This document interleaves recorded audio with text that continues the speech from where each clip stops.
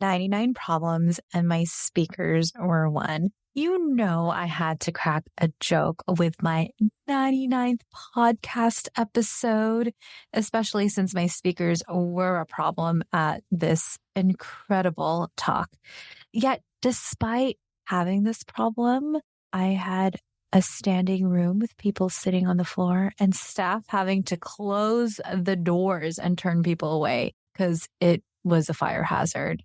I know you hit play on this podcast, but before we get into my replay, some of you are new here to me, to this podcast. So I'm not all about let's be professional and buttoned up. I just want to do a catch-up talk with you so you get to know me personally.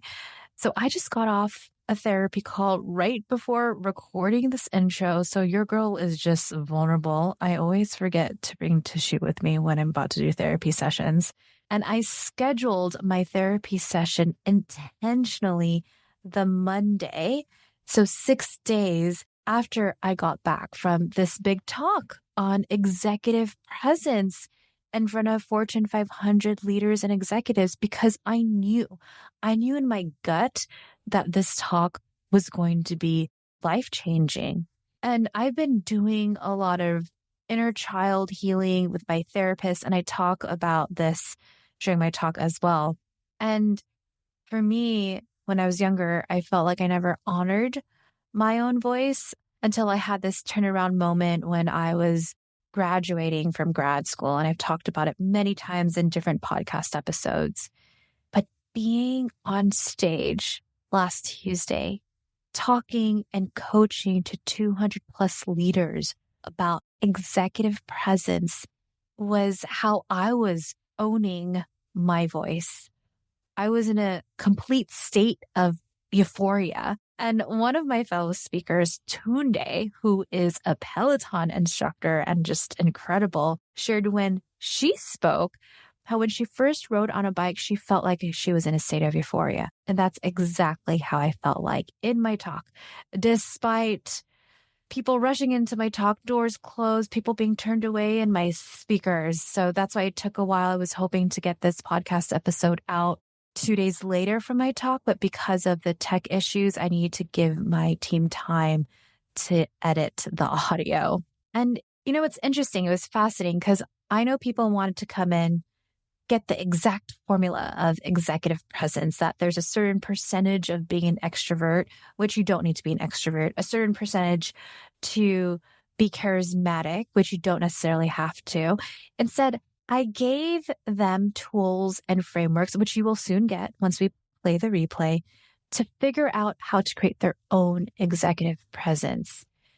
And during this talk, I'm teaching you how to see your fellow team members and colleagues in a curious mindset, to see how each meeting and encounter can be a data point to understand another person's goal.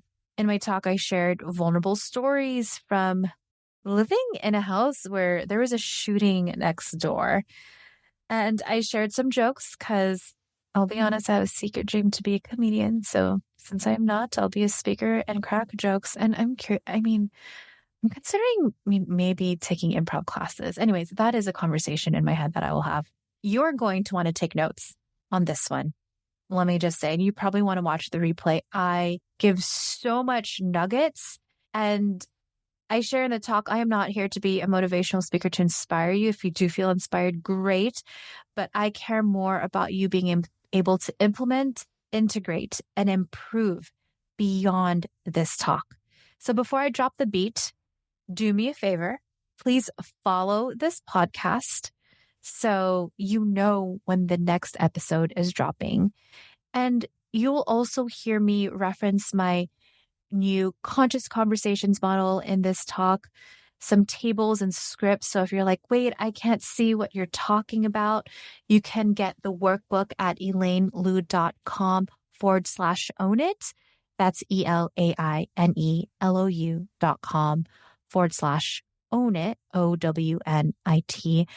You are going to want to get this workbook because I'm considering not keeping this open. That is how valuable this talk is. And at the end of this replay, you'll hear some real life coaching I've deleted the names, the titles, the companies so that everyone here is anonymous.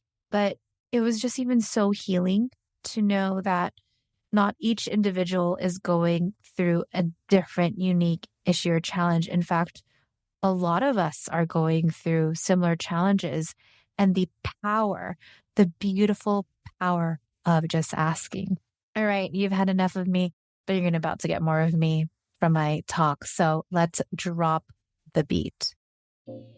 Hey, I'm Elaine Lucartas. I'm a business and career coach for women of color and allies. LA Weekly awarded me the #1 thought leader, and Apple News named me one of the top 5 business coaches.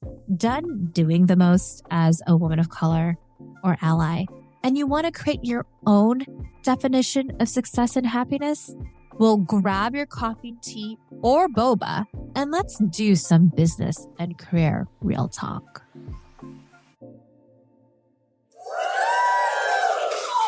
I know, I'm ready for my concert. Thank you. I don't need the yeah. Can everybody hear me? Okay. Well, welcome. I don't have the Beyonce fan in front of me, so I apologize. So let's talk about owning the room you're in, an executive presence. It's actually not about who is the loudest and the most extroverted. Actually, there's an up-and-coming singer that you may know, Beyonce. She's an introvert. Did you know that? Have you watched her interviews? She is not loud.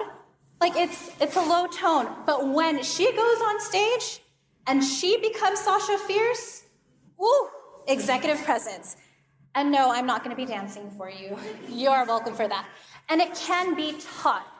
I don't know if you know this, but Bill Gates, his mom knew that he would prefer being in his room reading books all day. And his mom knew that. So when she would go to fundraising events, she would bring him and he would be the greeter, shaking everyone's hand. Hey, Bill, firmer hand. Oh, do you remember Thomas? That's the guy you met at church. So it is taught.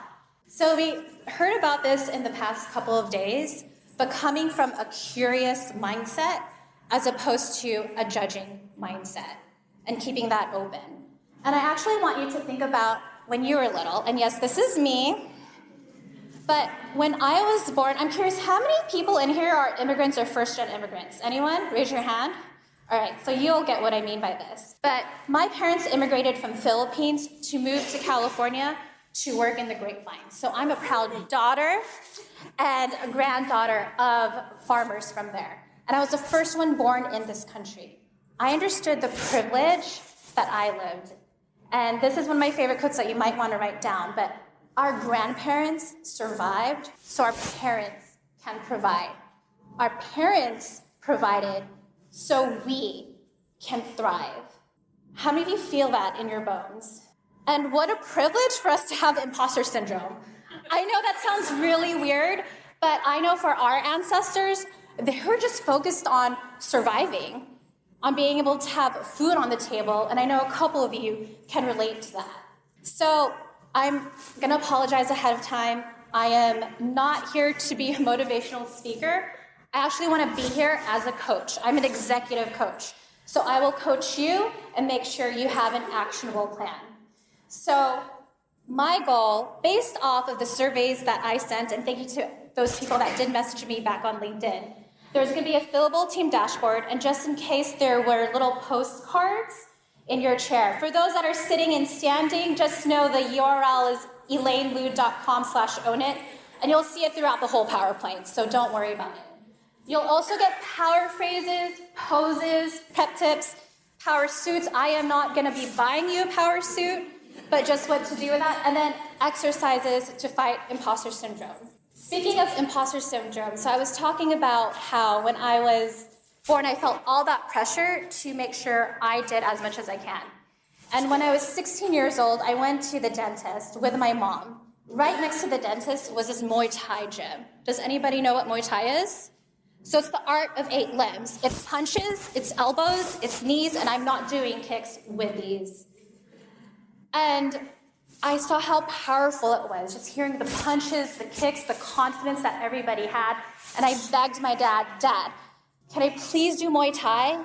And he said, no. Then I begged again. Can I please do Muay Thai? He said, yes, but under one condition. Like, okay, you could do it, but you can't tell anyone. I'm like, okay, that's fine. But what did that story share with me? That I can't fully be myself. And so I've heard a lot throughout this conference that a lot of us have felt like the only. So when I was 22 years old, I'm not 22 anymore, let's just say I'm forever 21. But when I was 22 years old, I actually managed 5 men. And I had an incredible male ally, like we were talking about allies.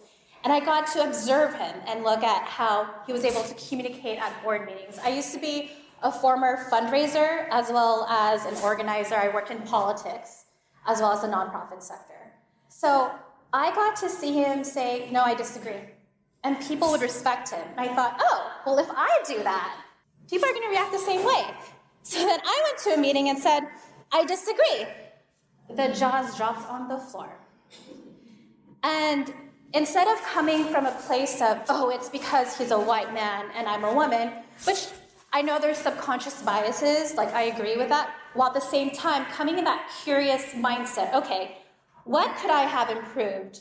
Well, not only did he say I disagree, but also he was sharing, oh, this is why I disagree, focusing on the problems and then figuring out solutions towards that. So then I kept practicing it. So this is actually what I created. I actually prepared for this and it just came in a week ago, this ideology, but I've been doing it for the past 7 years. But this is conscious conversations when it comes to executive presence. And like I said earlier, I know so often we think that, oh, that person was born from it, but it is a loop, and yes, it is heart-shaped. So we're gonna start off with passion. Like for example, Beyonce, she loves being Sasha Fierce and dancing. Bill Gates loves computers. So one of the most researched person when it comes to executive presence is Nelson Mandela, to your left, and here is F.W. de Klerk. So he ran for president in South Africa after 50 years of apartheid between the whites and the blacks. In the debate, Mandela was not doing so well because he wasn't talking about the policies compared to F.W. de Klerk. And so Nelson Mandela, knowing that, went up to de Klerk, shook his hand and said, thank you so much for being a son of South Africa. And at that moment, de Klerk knew that he lost the race. Now, I'm not saying that F.W. de Klerk is a bad guy. In fact, they actually worked a lot together and they shared a Nobel Peace Prize together. But in that, Nelson had such a passion to bring world peace. So I put who loves numbers because I know some of you are like, Elaine, I am not trying to be Nelson Mandela and bring world peace. I'm not trying to be Beyonce. I just want to do my job well, get paid more, and work less. So how many of you like numbers, data? Like Excel and Google Sheets is probably your favorite app compared to social media, for example. Okay, I see some hands raised. So I'm going to tell you how I fell in love with my partner. So we're about to celebrate 8 years. And when we first met, because I'm very passionate about the work I do, and he's an accountant, so I asked him, so what do you love about being an accountant? And he responded, well, I love numbers. They don't lie. They tell you where you're at. They tell you what you can improve upon. And it's a universal language that everybody understands. Now, I was about to walk out that room because he's just nerdy like that, but he was just so passionate about it. And so we're going to be about celebrating 8 years. He's going to be coming in 2 days, and we'll be celebrating that. Mind you, I love him more than his passion for numbers. So I want you to think about that. What are you passionate about in the work you do? And it could be where you have maybe kids or grandkids who are looking up to you just being you. And that's okay. I think, unfortunately, I'm from LA. Unfortunately, Hollywood makes this grand scheme like, you need to be the next Beyonce. You need to be the next Bill Gates. No, be the first of you. That is enough. I'm going to say that again. That is enough. So the next part of the heart is pause. What's been beautiful in this conference is that we've been hearing people talk about their setbacks and how they were able to overcome it. So I'm going to warn you, I am not a licensed therapist, but I think what's important is to also understand trauma. I'm such a huge advocate for therapy, and I will say, this world would just be so much better if everybody went to therapy. But the healing is so important, and for those of you, and mind you, you always have agency and choice, but I'll just share my story. For those of you who are like, I tried therapy, it didn't work, it could be just not the right person, and it could also be the methodology. So how trauma is stored, I'll give an example. It was funny, I was just talking to my makeup artist and my photographer about it. But so I grew up in Glassell Park in LA, and it was hood area. I know it may not seem like it came from it, but basically there was barred up cells. When there was gunshots, I knew I had to go down on the floor and roll. So I was living with my partner for about 6 years in Pasadena, which actually is a really safe neighborhood. There just happens to be an Airbnb next door, which there's nothing wrong with an Airbnb. It's just that there was someone that stayed there, and there was a drive-by shooting. There was 3 shots. Thankfully, everyone was okay. No one got shot or injured. But because of that trauma that was stored in my brain, and that's how trauma works, it gets stored in your brain. So anything present moment, it just is automatic.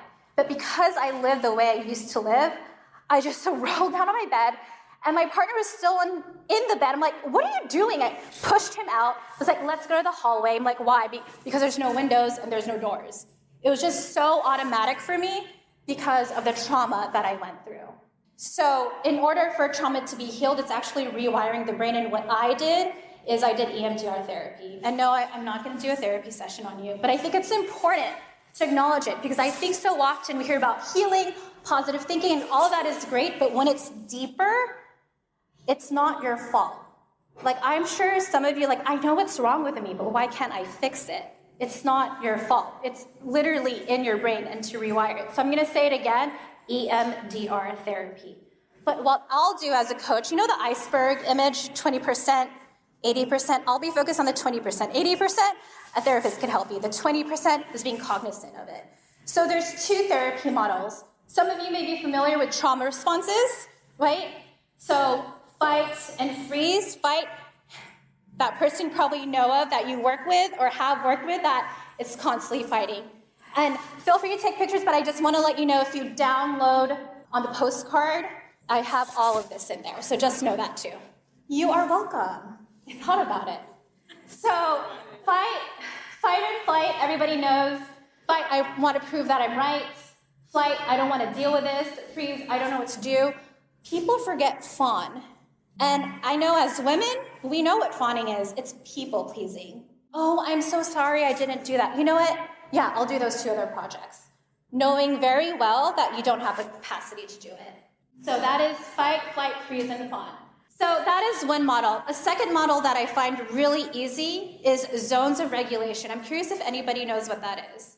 If not, that's okay. But before I go to it, I'm going to talk about self-regulation. Some of you may heard of it. What self-regulation is, it's the ability to manage your emotions. I also want to let you know there's nothing wrong with emotions. Emotions are there to protect us. So I now live in LA, and I live in by nature preserve. So this happened 2 nights ago, which was perfect for this speech. So this happened 2 nights ago, and I heard coyotes howling, and then I smelled fire. And the first thing I thought, because I unfortunately have left the stove on, I ran to the stove, like, wait, is everything okay? Yeah, that's fine. Then obviously, thank you for the modern world, I checked my iPhone, and LA Fire just put the fire out. But that is anxiety that protected me. So in today's modern age world, that feeling just shows up differently, and it's being conscious about it. So I have some 4 co-presenters. How many of you have watched Inside Out? Okay, for those that haven't, I am judging, even though I said to be curious, but highly recommend that movie. So, zones of regulation. So there's sadness, there's joy, which is green, there's yellow, which is fear, and then red, which is anger. So what my therapist has actually taught me that might help you is acknowledging when you get triggered, maybe you're at a meeting, someone's tone is raised. It's, okay, I'm in the blue zone, I'm in the yellow zone, I'm in the red zone. It's first acknowledging the emotion that you're in. And then before reacting to the other party or individual, it's actually being in the green zone. Now, I'm not saying it has to be joyful, but it's actually being calm. And can anyone guess what to do to be calm? Want to yell it out? Anyone? It's not Simone, but it's breathing. So if you don't know Simone, I'm also judging, but remember, I am here to make sure you have a curious mindset. I love this woman, how she has advocated for mental health, how she was just meditating and breathing. Before this, I was breathing so much, and that's not because I'm from LA, but just taking deep breaths. And interesting fact, but usually on average, 1 minute is about 12 to 15 breaths, so 12 to 15 breaths per minute. And then I'm gonna bring up another character. Anxiety, this is from Inside Out 2, another movie I recommend. I do not have an affiliate link for you to watch it because Disney needs more money, so I'll give it to all of them. But with anxiety, when it comes up and we're having a panic and anxiety attack, it goes into 20 breaths per minute. So 12 to 15 to 20. So even taking a deep breath actually helps when you are getting triggered. So we're gonna do an exercise, and I have my circle assistant here. So I just want you to focus on the circle. So when it goes back to when it's really low, we're gonna take 3 deep breaths. So breathe in, breathe out. 2 more times, breathe in, breathe out. 1 more, breathe in, breathe out.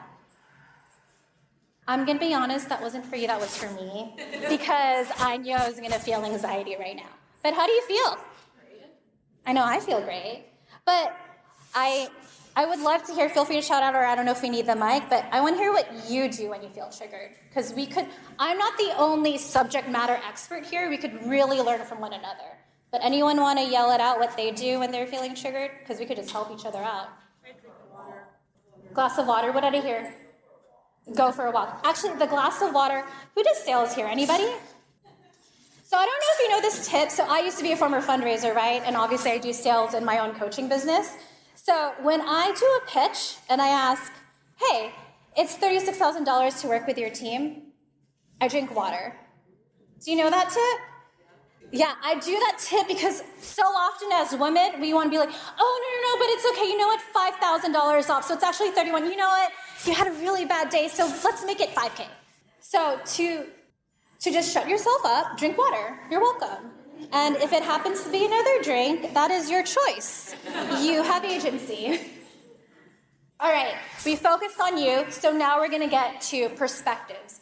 It's really interesting as companies, we're always focused on data, right, with revenue, profit margins, how to save more time, save more money, and more information about our clients. But what about the internal stakeholders, which means the direct people you work with, whether it is your boss, colleagues from other departments, or even your direct reports? So in that little postcard, this is a team dashboard, just understanding each person that you work with, their goal, role of meeting, their KPI communication style, who do they work well with, and how to raise a topic. You could have this table overall in terms of how to work with your team or even prepare for meetings. And you're probably like, Elaine, this is a lot of work. I don't have time to do this. So when my clients have said that, I'm like, well, don't you do a lot of work to actually close that deal? Don't you need to move this project forward? So when you get to know your clients, this is information. I like the question here, who do they work well with? Because come from a place of observation. What about them are they communicating really well in? How are they communicating? Okay, this person doesn't want you to ask about their personal life. They just want data and numbers. I'm just gonna talk to them about that. This person, hey, how's your daughter's soccer practice? They want more of that personal touch, even having that information. So just in case you don't have it, this is the QR code. And then before a meeting, even prepping for it. Like I said earlier, we prep so much when it comes to our clients, but what about our internal stakeholders, right? What do you want the other person to think or feel, number one? 2, can you meet with them or other allies to best understand their goals? There is a question, it was interesting when I was getting survey responses back, hey, what words do I use at meetings? So even asking them or observing as well, what's your opening? Number 4, how will the other person respond and how can you raise those objections and concerns? Number 4 is really important. I think so often we forget about that. We're so focused on what we need to push forward rather than thinking about the other person. And 5, how will you acknowledge that the other person is being heard? And what should you not say? What's a sensitive topic you know that will trigger the other person? And I think so often we forget we don't need to make a decision of an action item at that current moment. How will you excuse yourself to reschedule for another time? So I got feedback as well of how can I be more visible? How can I show executive presence when I'm at a meeting? So it's preparing. And what you can do is identify whether it's your boss or a colleague and asking, hey, I'm getting ready for the meeting with whatever it is, and I feel confident, but there's 2 points I want feedback on. Can I get feedback on this? What that's showing is that you're willing to prepare for it. You know that these are things you're not so confident in, and you could get that feedback from that other individual. I've also been asked feedback from this group of, hey, I want to get feedback on how I could have my direct reports get more executive presence. Hey, I want you to best prepare for our meeting this Thursday. Here's what's important for these stakeholders. Can you create some bullet points and let you rehearse with me so I can provide feedback? Another thing for those that are managing direct reports, I just want to remind you, give them preparation of, hey, we have this meeting, I'm going to call you on this. Or even if you have a boss and you want to be more visible, I really want to talk about this, and I know I could provide these details, letting them know ahead of time. I think so often we think, okay, I'm just going to be present and I'll perform. But I want you to think like an Olympian athlete or even a singer where they're practicing. You could do the same. I'm bringing this up. Melissa, where are you? Oh, there you are. I remember when Melissa, she was managing a team, and she was like, Elaine, they're all coming to me to solve all of their problems. I can't do that. I don't have the capacity. She's laughing at me. Do not roll your eyes. I'm paying for lunch tomorrow. So I said, why don't you turn it around and empower them to think about it? Can you share 2 to 3 possible solutions or options and present it to me at the end of the day? And then when you're giving them feedback, you're letting them know, this is why the solution you just offered, option number 2, works. It's because A, B, C, and D. Because then they're learning about the other stakeholders in the meeting and how to best prepare for it. So what if you don't know? You have a meeting that's coming up, and you don't know someone else in the company, you don't know a client. You could research their job description online. And if you can't find that, whether it's through LinkedIn or through Google, you could also find competitors from similar companies and check those job descriptions, and then you'll understand their own KPIs, their measurements, and their goals. So the next one is prepare. What movie is this? I am so proud. Yeah, I'm not judging. So after this, we're like, what did I learn? Devil Wears Prada. So I relate to this scene really well because I used to be a fundraiser, and I used to work with elected officials where I would tell them, hey, that's John. Wish John happy birthday. John, it's so good to see you. Happy birthday. Then John comes up to me later. This is why I always vote for the senator. It's because she always remembers everything about me. I'm like, I know.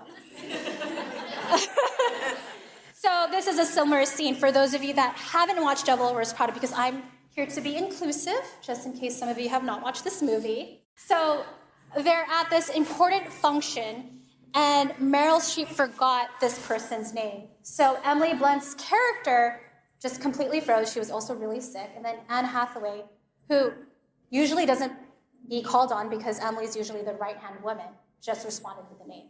That's what I mean about pairing. You just never know. Even in this talk actually happened because I just met with Jackie. Jackie is one of the facilitators for this conference. And we met at a coaching certification program. We were in a breakout room, and we just really had great energy. I was like, can we have a Zoom call? I'm like, okay. So we had a Zoom call. We connected. Very similar to what I showed you in the table. Like, hey, is there anything I could support you in? She's like, yeah, you have 3 courses with LinkedIn. You have online courses with Penn, Duke, Johns Hopkins, and 30+ universities. How'd you do that? I'm like, oh, let me give you a contact. And then she asked me, what can I help you with? Like, well, I would love to do more talks on executive presence, and here you go.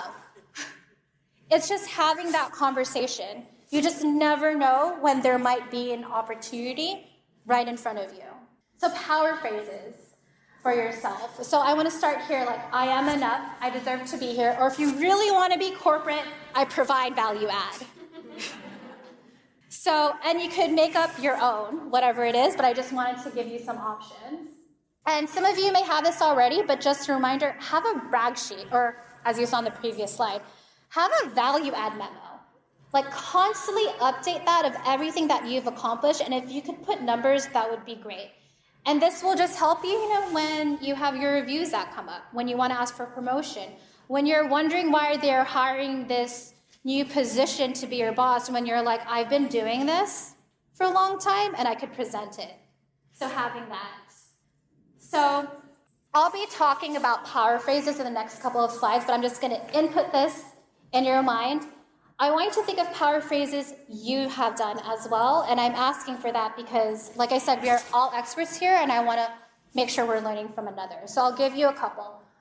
One is if you're both in conflict. I understand that for you, your department it's important to do this while at the same time. Here's the constraints we're at, and I propose we do X, Y, Z, because it will help you and me. So there's that.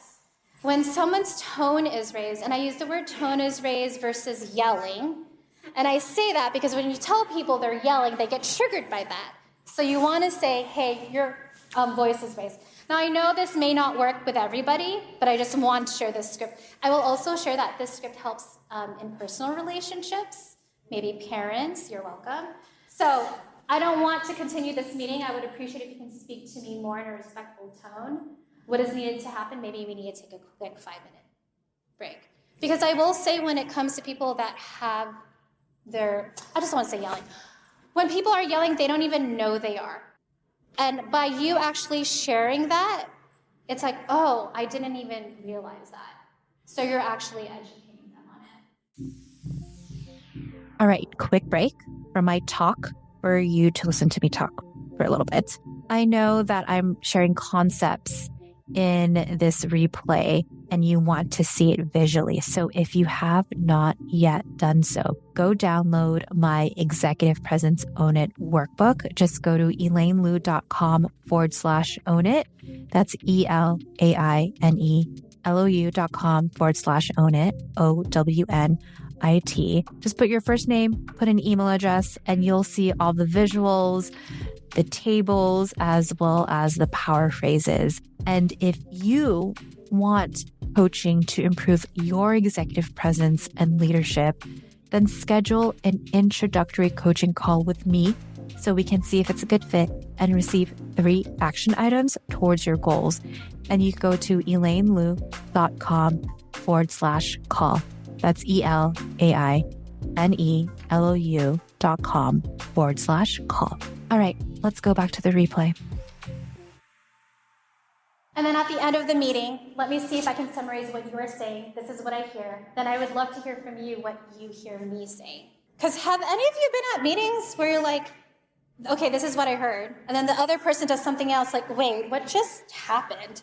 We were literally at the same meeting. But sometimes, unfortunately, our attention span is so short that they could probably just be thinking about something else or something personal in their life might be happening. Okay. Having important communication between us is important so we can accomplish X, Y, Z. What's one thing I can improve in our communication? Then I would like to share one thing you can do. How does that sound? So that's a simple question asking for feedback and doing it in a preventive manner rather than being reactive. I'm curious, how many of you do team retreats or group activities? Anyone? Raise your hand. Okay. I'm going to give you a really great group activity I do with teams that I work with. So getting a simple note card, don't put your name in it, and then putting, with each member of the team, you're writing in the note cards 3 things that they're really great at, 1 thing that they can improve on, and that's it. Just really simple. And then each person collects the card, and then they have to self-reflect. What did you receive from this card? What would you like to work on it? So it doesn't come from a place that maybe for an individual that you're attacking them, but it's a group activity of how can we improve. So power poses. I think about in the Super Bowl when Beyonce I'm not Beyonce, so I'm not going to try. But when she was just standing like this and she had her power pose? I know why she did it. She wanted to feel great when she was doing the Super Bowl performance. But even for me, before this talk, I have a beautiful view of the river, but I was just like posing this way. And what we learned so well in the Olympics, did you notice that right before an event, they're walking? They're just pacing this way, but they're not pacing this way, because that's obviously anxiety, but they're walking around. So I'm gonna try a really simple exercise, and I'll tell you the purpose of it after. So I just want you to look around the room, and I want you to count how much, don't worry, you're not gonna win a gold for it. How much red do you see? There's a lot of red, just warning you. Okay, how many do you count? 32, okay. How many greens do you see? Just look around. How many blues? Just yell it. Okay, I'm gonna share an observation, is that okay? Also, if you notice I asked a question, like, I'm gonna give you feedback, is that fine? It's interesting because all of you, when you're like, red, red, red, red, red, just really quick, like, what's the next thing? As opposed to being really present, even in your breath, of like, okay, I see one green there. I don't think I see any other greens. You're the only one wearing green, good job. Oh no, two, sorry, you're in front of me. But even being present in stillness will help. Okay, practice. So I think people also forget with comedians, because it's so simple, they have a chair and a mic, but you know they're around in tours practicing before they have the Netflix special, right? So is anyone familiar with Atsuko, the comedian? She is hilarious. She has a special on HBO Max. I got to see her perform, and she now has a new special with Hulu. But when I got to see her perform towards the end in her punchline, she said, okay, I'm gonna give you 2 punchline endings, I just want to see how you're going to feel. So she gave option A, and she gave option B. She was able to get feedback on which option worked really well. She didn't need to raise hands, but she got to hear who was laughing the most from it. And I paid for that ticket. She was experimenting on me. But I really appreciated that she was asking for feedback. Just like I'm sure that you appreciate when other people give you feedback. And not saying that you have to agree from it. I remember one of my mentors sharing with me, the moment someone stops giving you feedback is the moment they know that you're never going to change. So when people give me feedback, and just so you know, if you're going to be approaching me after the talk, I'm going to be asking for feedback. When people give me feedback, I say thank you right away. Now, do I agree with every feedback? Not from my dad, but you don't need to. You could take and leave what you have.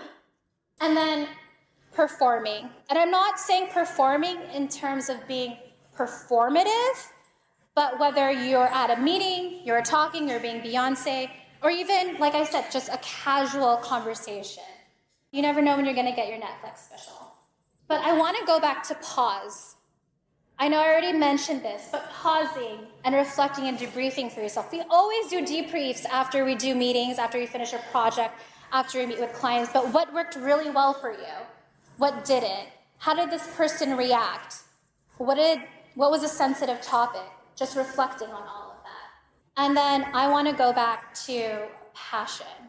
So I already talked about how Beyonce was really passionate about performing, how my partner loves numbers, how Bill Gates loves computers. For me, my passion, 2 things. 1, both my grandmothers passed within 1 year from one another.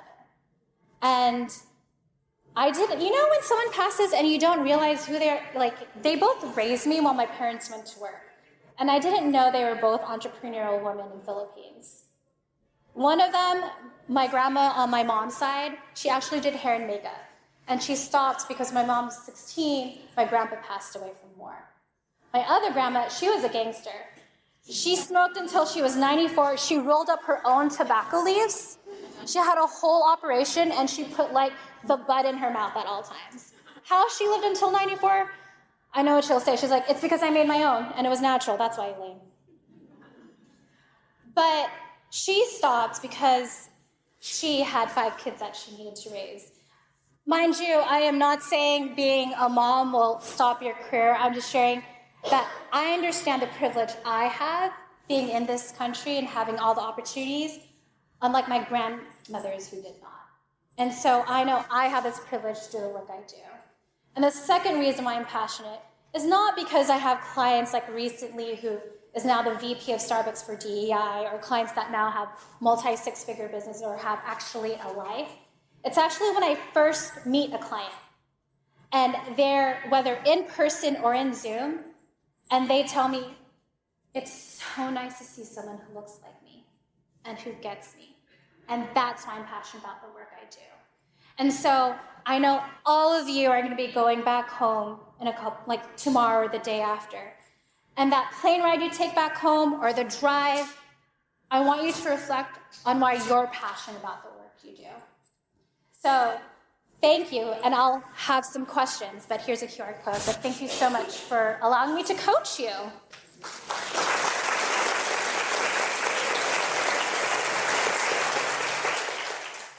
So does anyone have questions? Okay. So you talk about power poses, and I think that's great when you're live and in person. Do you have any tips for power poses virtually? Yes. Okay, hold on. So with power poses virtually, right before the virtual meeting is actually standing up like this. Or even when you are virtually, just sitting straight. And then I think people forget moving your hands during Zoom. I know it's so easy to be here, but when you're on Zoom, other people will know that you're engaged in it. Because let's be honest, I'm pretty sure you're on Zoom with other colleagues, and you know they're not paying attention because they're on keyboards checking their email and responding to messages. I feel like when we do move our hands, we're providing feedback and letting them know I'm being present, not checking my inbox. I see a question there. I know when you get derailed in a meeting.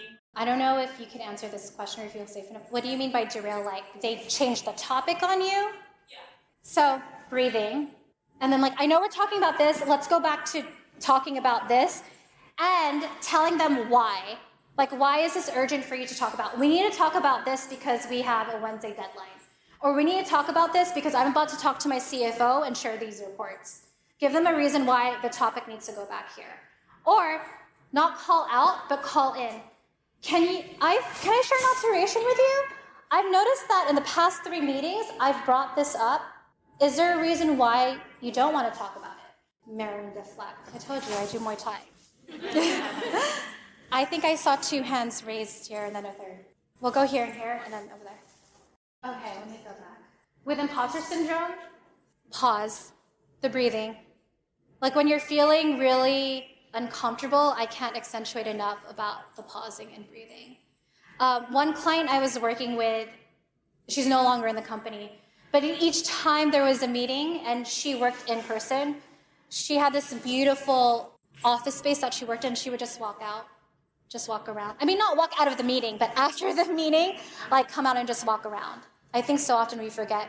Because usually what happens even like the anxiety character when she's swirling, anxiety and panic attacks, if you've ever had it or if you've ever seen someone have it, you're just still and it happens. So for anxiety to move, you need to move the energy. And we see this with Olympians. They do have anxiety before an event, but to help with that, they're moving their bodies, they're breathing in and out, and they're having those mantras. I love that the Olympics just happened, so I could give that as an example. And I get it, and I know you're like, well, they're Olympians. How is it different for me? They're human. And Simone got to teach us that, which has been beautiful. I think I saw a hand here. Do you have any tips on how to carry yourself if you feel like you're too much, but sometimes you need to impose yourself in the room or over the room like we're talking about? Does that make sense? Yeah, do you notice if it's a color that you're using or an outfit? Is that what you mean? I want to make sure I'm understanding the question, by the way. Yeah, if I were wearing red in a meeting, it feels too much. Actually, thank you for sharing that. So I didn't talk about power suits. So it's acknowledging the environment you're in, and there's a reason why we're red. I know Coca-Cola is over here, and so is Target. So I say that because I'm mindful of the audience that I'm in. So just being mindful of that, that's what I could say. Men tend to dress a lot in black or gray or maybe with a white shirt.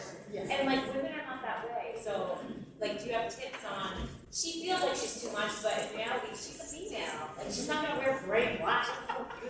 No, okay, thank you for bringing that up. So when Sheryl Sandberg worked for Facebook, for example, Facebook, they wear hoodies. Yeah, no, but just tech environment, right, wearing hoodies. But Sheryl, being the former CEO, knew that she always had to dress up. You just have to own it. You just have to own it. Okay, so I know this is not executive presence, but I was at a networking event 2 days ago, not 2 days ago, like last week, and I was late, but the only seats were in the front. I'm like, do I go in there in the front and be like, oh my God, I'm so sorry, I'm so sorry. Like, you know what? I'm going to do a talk in executive presence. I just owned it. So I just walked to the front and I just sat. But it's being conscious of that as well. Thank you. You're welcome. I see a question there. Ones that either like to give you feedback or give you the most helpful feedback, and it's just say like, oh, you're doing great, or like, oh, like I think you could do better next time. Like very like short, not like descriptive. Yeah, so you can make it situational rather than making it broad. Like, hey, I know I show up to all of these board meetings, for example, and I talk about A, B, and C. Do you have feedback on me on how I talked about it? What else I could add? What's not happening? So being very specific to situations that they've experienced. Does that help? Okay, cool.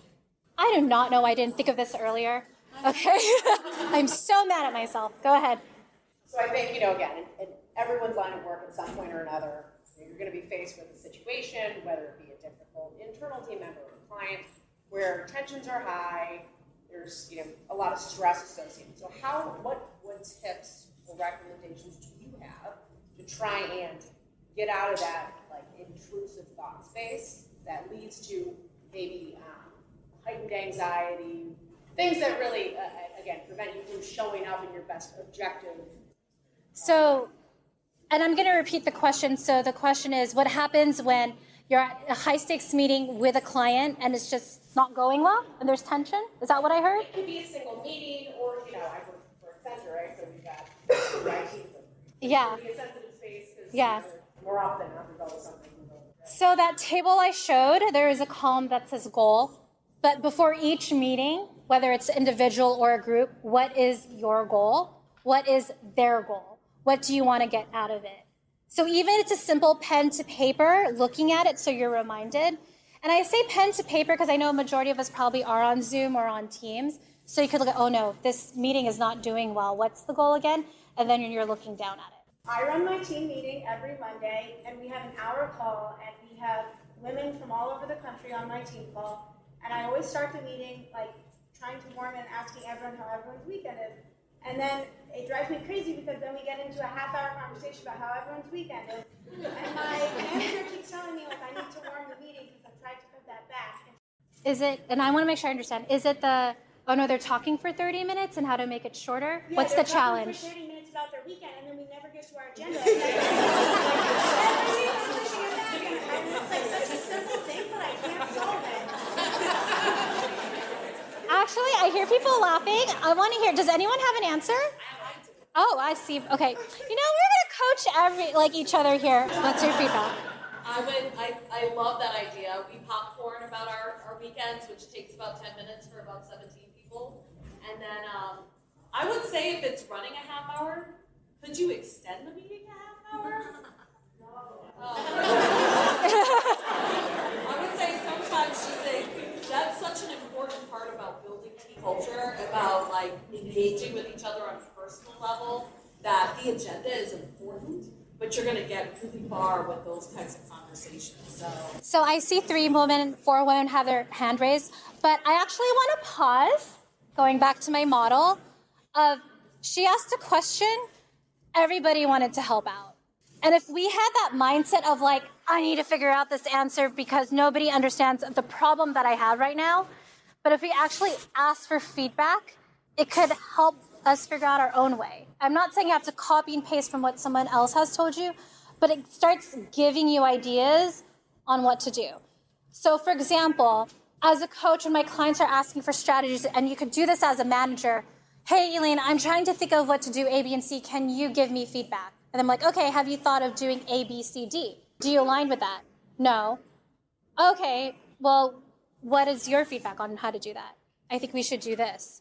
And I say that because it's not always like do what I say, but you want to help your direct reports start thinking of what are possible solutions for them. And when you give them an idea, they think of other ideas that they could add on to it. Okay, sorry, I saw a lot of hands raised. So what I wanted to understand more, especially for executive presence, for me, executive presence means they need to be confident in their communication, they need to show confidently in the meeting, they need to own the room. So we can be specific about what we actually go do as a development goal. Because executive presence and strategic mindset are the two I struggle with sometimes because everybody carries their own definition. So any tips you have would be helpful. Yeah, so I want to bring this up because I don't want to give like a copy and paste. This is what every single company should do. Just like each individual is different. So what I want to encourage you and everyone else to do is gather information of putting a list of people. I know I said this is your team, but to you making a statement, who has executive presence in this company? These are my top 3, these are my top 5. And then filling out this information and seeing what are commonalities and patterns I notice in this company so then I can make sure I emulate it. So what does executive presence mean to you? It's just showing up confidently? So I'll give an example. I was sharing this throughout my presentation, but I asked for the list of 200 people that signed up. There was more here, obviously. But I asked for that list. And I asked, can I put a survey out so I can understand? What are the goals? What are the challenges? What you want to take away from it, right? In addition to that, I added all 194 out of 200. That was me personally doing it on LinkedIn. And I messaged some of you, about 38 of you messaged me back. And I asked for feedback again, even though I put it on the survey. What do you want to get out of it? Executive presence to me is understanding who I am in the room, what people need, and making sure that I provide that. So yes, it's confidence, but I'll be honest. So remember that trauma box of fight, flight, freeze, fawn?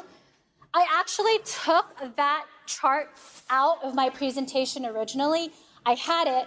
Then when I went through the talks yesterday, because I couldn't go today, I was prepping for this talk, I was like, oh, everybody's talking about the challenges they went through. If that's what I'm seeing, I think it would be really helpful if people understood trauma. And I put this table back in.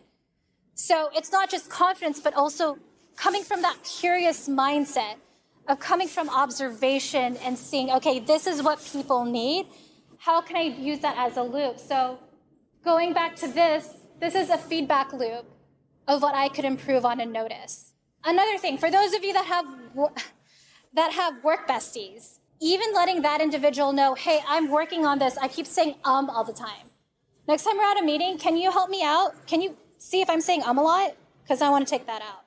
So then at least you have that held accountability to improve on that. Anyone else? Yes. And then can you stand in and talk that way? Are there other ways to tell that more senior person or your fellow leaders that I don't know the answer to that? Is there another more executive presence way of saying that? So I have a question. With not knowing the answer, is it because it's out of your scope? Well, if I'm not ready with that answer at that point, how do you make it, look stupid, basically, in front of them? Well, even saying that, thanks for that question. I'm going to write it down because it does take me a while to gather that information. Educating them while you don't have the answer right away.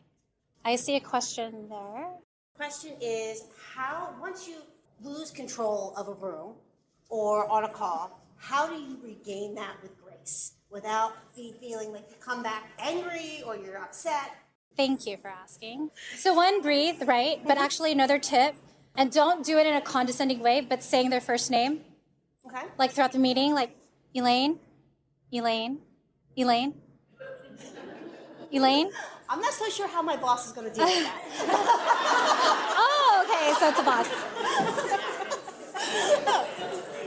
It happens. No, it does happen. So be like, Elaine, I know that you're talking about this, but we need to focus on this, and this is why A, B, C, and D. But I used to work, and like I said, I used to do political campaigns, and so I used to do that. I'm like, wait, what's the name I could use? I'll just say, I don't want to give away names, that's why. B. I'm like, I know you're talking about this, but we need to focus on this, and this is why. Okay. And I'll just insert myself.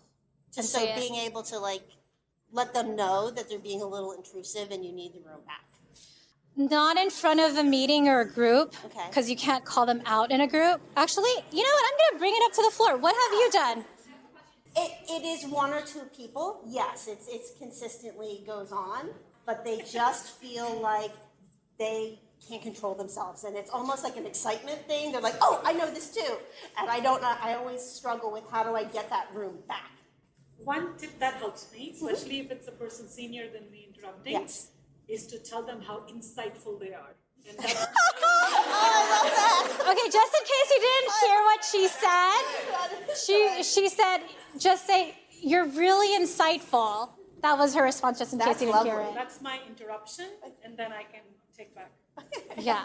Thank you very much. I appreciate that. Thank Yeah, you. I saw a lot of hands raised. Thank you. Thank you. How's the coaching sessions, by the way?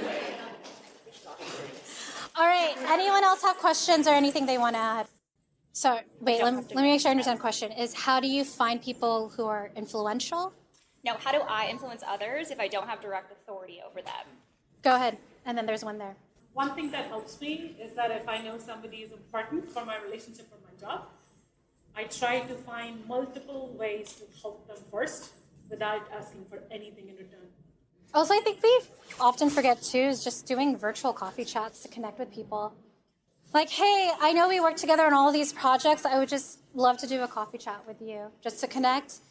15, 20 minutes. Say 15 or 20 minutes. Do not do 30 or an hour because people will decline those meetings right away. All right. I will be here if you have any further questions. If you haven't yet, be sure to download this. Also, thank you for sticking around with my backup speakers who were horrible. So thank you, everybody. Thank you.